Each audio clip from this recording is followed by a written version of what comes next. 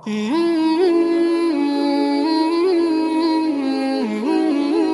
بھی ذہن میں ایک بات ہے لوگوں کے کہ کوئی مخصوص طریقہ ہدایت کے لیے متعین نہیں ہے. یہ بھی لوگوں کے ذہنوں میں ہے کہ ہدایت کے لیے کوئی مخصوص طریقہ متعین نہیں ہے، بلکہ جس زمانے میں بھی جو طریقہ سہل اور آسان ہو اسے اختیار کر لینا چاہیے ہدایت کے حاصل کرنے کے لیے. حالانکہ یہ بات نہیں ہے. بات یہ ہے کہ صحابہ کرام کا طریقہ محنت وہ قیامت تک امت کی ہدایت کے لیے، اور صحابہ کرام کا طریقہ محنت وہ امت کی تربیت کے لیے متعین ہے. طریقہ محنت ہر زمانے کے اعتبار سے نہ ہوگا، بلکہ طریقہ محنت صحابہ کرام کے طریقہ محنت کے اعتبار سے ہوگا. ہر طریقہ محنت جہد نہیں ہے. جہد وہ ہے جو صحابہ کرام کے طریقہ محنت کے مطابق ہو، اس لیے کہ اللہ رب العزت نے یہ دستور قائم کر دیا قیامت تک کے لیے کہ اس امت کے بعد والوں کی اصلاح اس طریقہ محنت میں ہے جو طریقہ محنت پہلوں کا تھا. اس لیے کہ ہر زمانے کے رواجی طریقے وہ امت کی ہدایت کا ذریعہ نہیں، بلکہ صحابہ کے طریقے ہی امت کی ہدایت کا ذریعہ ہیں. اس نقل و حرکت کے ذریعے امت کو اس طریقہ محنت کی طرف لانا ہے جو طریقہ محنت ہدایت کا اصل ذریعہ ہے. امام مالک رحمۃ اللہ فرماتے تھے اس امت کے بعد والوں کی اصلاح اور تربیت اس طریقہ محنت میں ہے جو طریقہ محنت پہلوں کا تھا. یہ ہے سب سے پہلی بنیادی بات کہ ہر طریقہ محنت ہدایت کا ذریعہ نہیں، بلکہ صحابہ کا طریقہ محنت وہ امت کی تربیت ہدایت کا ذریعہ ہے. اس پر سب سے پہلے غور کرنا پڑے گا کہ آخر وہ طریقہ محنت کیا ہے. مولانا الیاس صاحب رحمۃ اللہ کا ملفوظ ہے کہ کسی بھی ذریعے سے دین کا پیغام پہنچا دینا اور کسی ذریعے سے کام میں بات ڈال دینا تبلیغ نہیں ہے، بلکہ دلوں میں اتارنا تبلیغ ہے. اور دلوں میں اترنے کی اصل جگہ مسجد ہے. امت کی ہدایت اور تربیت کا اور اللہ کے تعلق کے پیدا ہونے کا اصل موقع مسجد ہے. اس امت کے دینی اور دنیاوی تمام مسائل کا حل مسجد سے متعلق تھا. امت اپنے ہر مسئلے میں مسجد سے رجوع کرتی تھی. پھر جتنا زمانہ بدلتا گیا اور امت میں سے دعوت کا طریقہ محنت ختم ہوتا گیا، ہوتے ہوتے اب مسجد کا حال یہ ہو گیا کہ وہ مسجد کا عمل نماز جو سارے اعمال مسجد میں سے ایک عمل تھا وہ بھی امت مسجد سے ختم کر دیا. مسجد سے صرف تعلق ان مسلمانوں کا ہے جو نماز پڑھتے ہیں اور مسجد میں پڑھتے ہیں. باقی امت کا مسجد سے کوئی تعلق نہیں رہا. حالانکہ دور خلافت میں بھی اور دور رسالت میں بھی امت اپنے ہر مسئلے کے لیے مسیح کی طرف قدم اٹھاتی تھی. ابھی تو ہماری محنت اس پر ہے کہ امت اس طریقہ محنت پر آ جائے جو طریقہ محنت صحابہ کا تھا. امت کو اپنے ہر مسئلے میں مسجد سے جوڑا گیا تھا. بارشیں رک جائیں تو مسجد آتے تھے، سیلاب آ جائیں تو مسجد آتے تھے، کوئی آسمانی زمینی عذاب بلا آ جاوے تو مسجد آتے تھے، اگر قرضہ چڑھ جائے اس کو اترنے کی کوئی صورت نہ ہو تو مسجد آتے تھے. ہم یہ غور کریں کہ دور صحابہ میں امت اپنے مسائل کو مسجد سے براہ راست کیسے حل کراتی تھی. مسجد صرف نماز پڑھنے کی جگہ نہیں تھی، بلکہ مسجد ان اعمال کے مجموعے کا نام تھا جن کے ذریعے علم اور ایمان سے لے کر دنیاوی مسائل تک کو حاصل کیا جاتا تھا. مسجد ان اعمال کے مجموعے کا نام تھا جن کے ذریعے دینی دنیا میں ہر مسئلے کو حل کرایا جاتا تھا. صحابہ کرام کو جو مسئلہ پیش آتا تھا وہ اس کے لیے سب سے پہلے مسیح کی طرف قدم اٹھاتے تھے. یعنی تمام دینی دنیاوی مسائل کا تعلق براہ راست مسجد اعمال مسجد سے تھا. یہ تھا اصل میں محنت کا عنوان. یہ تھا محنت کا عنوان اصل یہ تھا کہ علم اور ایمان بھی مسجد سے حاصل کیا جائے. علم اور ایمان بھی مسجد سے حاصل کیا جائے.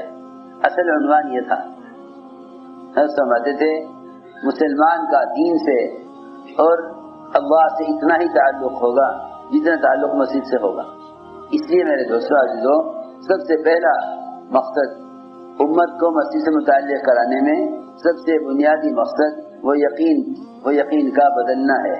صحابہ کرام سب سے پہلے مسجد سے جو جڑتے تھے اور دوسروں کو جوڑتے تھے وہ ان کے یقین کی تبدیلی اور ایمان سکھلانے کے لیے جوڑتے تھے. یہ سب سے پہلا تقاضا تھا کہ امت کو مسجد سے جوڑا گیا تھا ایمان سیکھنے کے لیے. اس لیے ایمان کا کمال اور ایمان کی ترقی وہ مسجد میں ایمان کے حلقوں میں جڑنے میں ہے. جو ضروری بات عرض کر رہا کہ آخر مسجد سے باہر کی محنت کا کیا مقصد تھا. مسجد سے باہر کی محنت کا مقصد یہ تھا کہ مسجد سے باہر جتنے مادی نقشے پھیلے ہوئے ہیں ان سارے نقشوں میں سے مسلمان کو دعوت دے کر نکالا جائے اور مسجد میں ایمان کے حلقوں میں لا کر جوڑا جائے. یہ اصل ملاقات اور محنت کا مقصد تھا کہ گشتوں کے ذریعے مسلمان کو مسجد کے باہر کے پھیلے ہوئے نقشوں سے نکالا جائے اور مسجد میں ایمان کے حلقوں میں ایمان میں کمال پیدا کرنے کے لیے مسجد میں ایمان کے حلقوں میں لا کر جوڑا جائے. یہ گشت کا موضوع تھا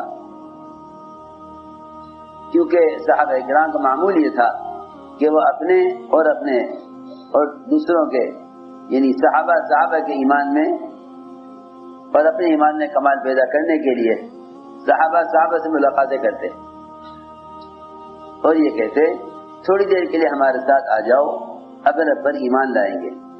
یہ تھا صحابہ کی ملاقاتوں کا اصل موضوع اور ملاقات کا اصل مقصد. یہ تھا کہ ملاقات کر کے کہتے تھے کہ اٹھو ہمارے ساتھ، چلو ہمارے ساتھ، بیٹھو ہمارے ساتھ، اگر اب پر ایمان لائیں گے. حضرت عمر رضی اللہ عنہ فرماتے ہیں کہ یہ کام میں اس لیے کرتا تھا تاکہ میرے ایمان میں ترقی ہو. یہ اس بات کی واضح دلیل ہے کہ مسجدوں میں ایمان کے حلقوں سے ایمان میں ترقی ہوگی. بلکہ امام بخاری رحمۃ اللہ علیہ نے ایک باب قائم کیا ہے کہ مسجدوں میں ایمان کے حلقوں میں جڑ کر بیٹھنے سے ایمان میں کمال پیدا ہوگا، جس میں معاذ بن جبل جو سید العلماء ہیں ان کا عمل نقل کیا کہ مسجدوں کے معاذ بن جبل رضی اللہ تعالیٰ عنہ وہ صحابہ پر گشت کرتے تھے اور ملاقات کر کے کہتے تھے کہ آؤ بیٹھو ہمارے ساتھ، اپنے رب پر ایمان لائیں گے. اس سے امام بخاری رحمۃ اللہ علیہ نے یہ بات ثابت کی ہے کہ مسجدوں میں ایمان کے حلقے یہ ایمان کے بڑھنے کا اور ایمان میں ترقی کا ذریعہ ہیں. اس لیے میں تاکید سے عرض کر رہا کہ یہ مت سوچا کرو کہ ہمیں کام کیسے کرنا ہے، یہ سوچا کریں سب کہ صحابہ نے کام کیسے کیا ہے.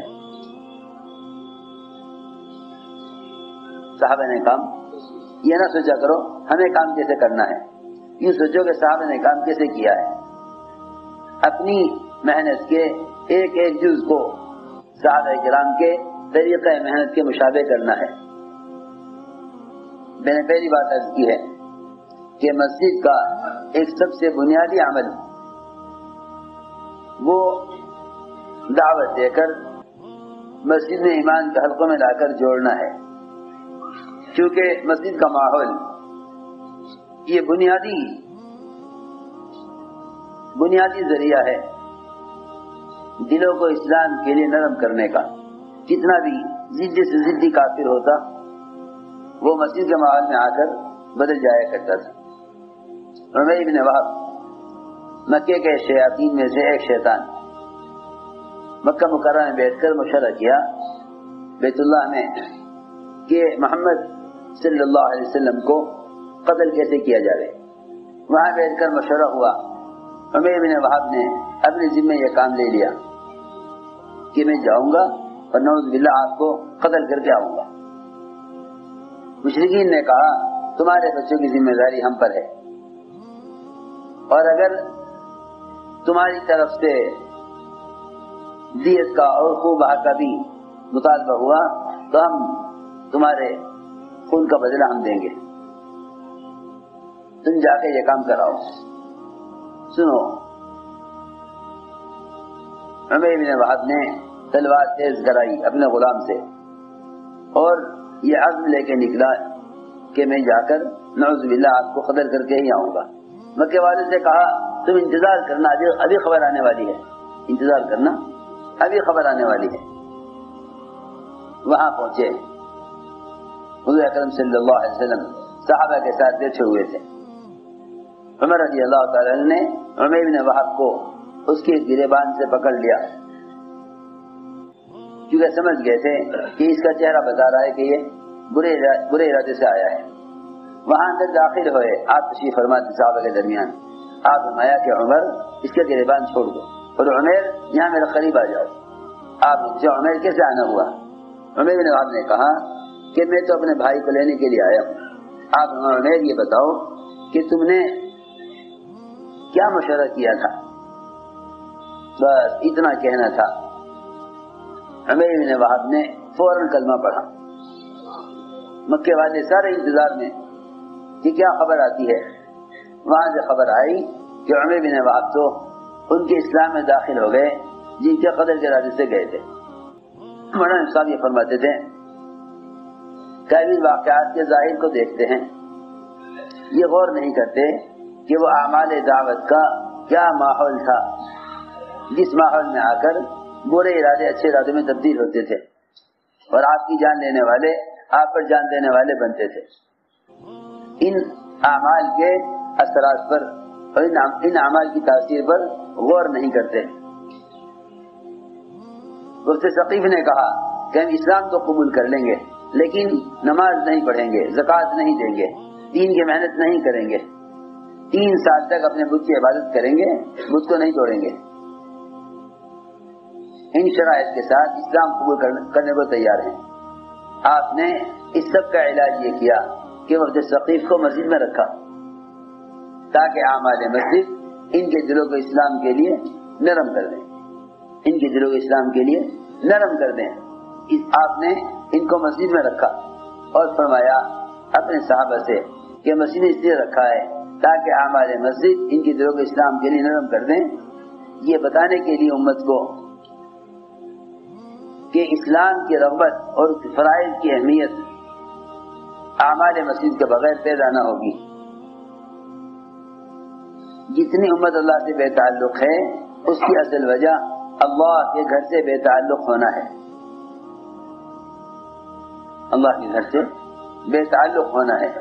اسے میں نے عرض کیا کہ یہ ایک حقیقت ہے کہ ہمارے گشت اور ملاقاتیں وہ امت کو اعمال مسجد سے جوڑنے کے لیے ہیں، امت کو اعمال مسجد سے جوڑنے کے لیے ہیں، کیونکہ مسجد کا ماحول یہ خود اللہ کا تعلق پیدا کرنے کی جگہ ہے۔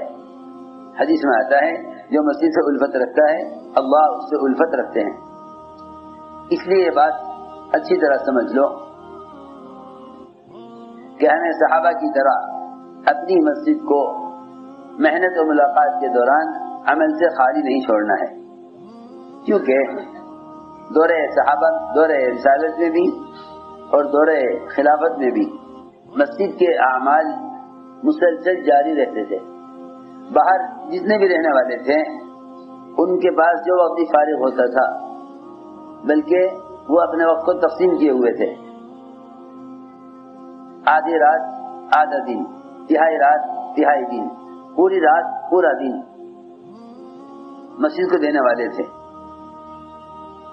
ایسے بھی صحابہ تھے جو مسلسل مسجد کو وقت دیتے تھے، ہر آنے والے کے لیے اس کو دین کی دعوت سمجھانے اور آخرت کا فکر پیدا کرنے کے لیے ہر وقت تیار رہتے تھے۔ ایسے بھی لوگ تھے۔ عمر رضی اللہ تعالیٰ عنہ کی اپنے ساتھی کے ساتھ باری لگی ہوئی تھی، کہ ایک دن تو پورا مسجد کو دے گا اور ایک دن میں پورا وقت مسجد کو دوں گا، ایک دن تو مسجد کو وقت دے گا اپنے بازار کے تقاضوں کے ساتھ، اور ایک دن میں پورا مسجد کے لیے ہوگا۔ یہ بات نہیں تھی کہ ہر آدمی سے روزانہ اتنا وقت دے دیا جائے، بلکہ میری بات دھیان سے سننا، ہمارا خوب دل چاہتا ہے کہ ایک طبقہ تو ایسا ہونا چاہیے ہر مسجد کی آبادی سے متعلق کہ جو مسجد کو پورا وقت مسجد کے لیے فارغ کریں، کیونکہ ایسے لوگ ہیں جو دنیاوی اعتبار سے کام سے فارغ ہو چکے ہیں، ان کے پاس کوئی کام نہیں ہے، وہ گھروں میں پڑے ہوئے ہیں۔ حالانکہ اگر یہ اپنا وقت مسجد کو آدھا دن بھی دے دیں تو مسجد اعمال ذکر و تلاوت اور دعوت کے حلقوں سے آباد رہ سکتی ہے۔ یہ ہر مسجد میں آنے والے کو کسی بھی دعوت کے تقاضے کے لیے استعمال کر سکتے ہیں، کیونکہ میں نے عرض کیا کہ دور نبوت میں دو قسم کے لوگ تھے۔ ایک قسم تو وہ تھی کہ جو آدھا دن آدھی رات، یہ تہائی دن تہائی رات مسجد کو دیا کرتے تھے۔ ایک صحابی انہوں نے آگے شکایت کی حضور اکرم صلی اللہ علیہ وسلم سے اور عرض یہ کیا کہ میرا یہ دکان کا ساتھی ہے، میں اور یہ ایک دکان پر کام کرتے ہیں، لیکن یہ آپ کے پاس بیٹھا رہتا ہے اور میں اکیلا کماتا ہوں اور یہ آپ کے پاس بیٹھا رہتا ہے، یہ دکان کا وقت نہیں دیتا، یہ آپ کے پاس بیٹھا رہتا ہے۔ آپ نے فرمایا کہ یہ دکان پر جو رزق مل رہا ہے وہ اس کی وجہ سے مل رہا ہے جو میرے پاس رہتا ہے، یہ دکان جو رزق مل رہا اس کی وجہ سے مل رہا ہے جو میرے پاس رہتا ہے، اس کا مجھے وقت دینا، یہاں وقت دینا مسجد کو، کیونکہ حدیث میں آتا ہے کہ جو لوگ مسجد کو اعمال سے آباد رکھنے کے لیے اپنی ضروریات کو، اپنے کاروبار کو چھوڑ دیتے ہیں، اللہ تعالیٰ ان کے دنیاوی کاموں میں فرشتوں کو مددگار بنا دیتے ہیں، کیونکہ یہ اللہ تعالیٰ کا پکا وعدہ ہے، ان تنصروا اللہ ینصرکم، کہ اگر تم اللہ کے دین کی مدد کرو گے تو اللہ تمہاری مدد میں لگ گئے۔